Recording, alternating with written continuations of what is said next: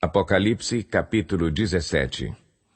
Um dos 7 anjos que tinham as 7 taças aproximou-se e me disse: Venha, e eu lhe mostrarei o julgamento da grande prostituta que está sentada sobre muitas águas, com quem os reis da terra se prostituíram. Os habitantes da terra se embriagaram com o vinho da sua prostituição. Então o anjo me levou no espírito para um deserto. Ali vi uma mulher montada numa besta vermelha, que estava coberta de nomes blasfemos e que tinha 7 cabeças e 10 chifres. A mulher estava vestida de azul e vermelho e adornada de ouro, pedras preciosas e pérolas. Segurava um cálice de ouro cheio de coisas repugnantes e da impureza da sua prostituição. Em sua testa havia esta inscrição: Mistério, Babilônia, a Grande, a mãe das prostitutas e das práticas repugnantes da terra.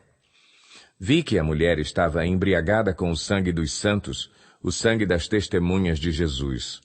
Quando a vi, fiquei muito admirado. Então o anjo me disse: Por que você está admirado? Eu lhe explicarei o mistério dessa mulher e da besta sobre a qual ela está montada, que tem 7 cabeças e 10 chifres. A besta que você viu era e já não é. Ela está para subir do abismo e caminha para a perdição. Os habitantes da terra, cujos nomes não foram escritos no livro da vida desde a criação do mundo, ficarão admirados quando virem a besta, porque ela era, agora não é, e entretanto virá.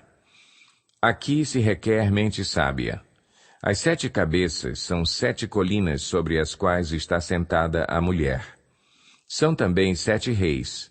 5 já caíram, um ainda existe e o outro ainda não surgiu. Mas, quando surgir, deverá permanecer durante pouco tempo. A besta que era e agora não é o 8º rei. É um dos 7 e caminha para a perdição.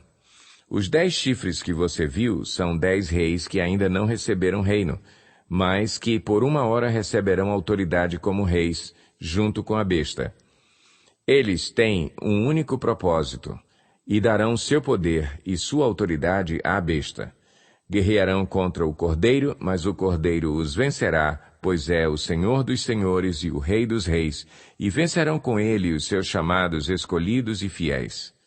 Então o anjo me disse: As águas que você viu onde está sentada a prostituta são povos, multidões, nações e línguas. A besta e os 10 chifres que você viu odiarão a prostituta.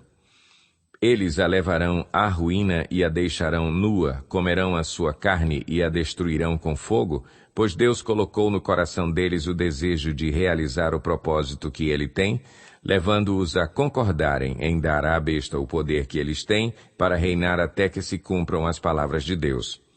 A mulher que você viu é a grande cidade que reina sobre os reis da terra.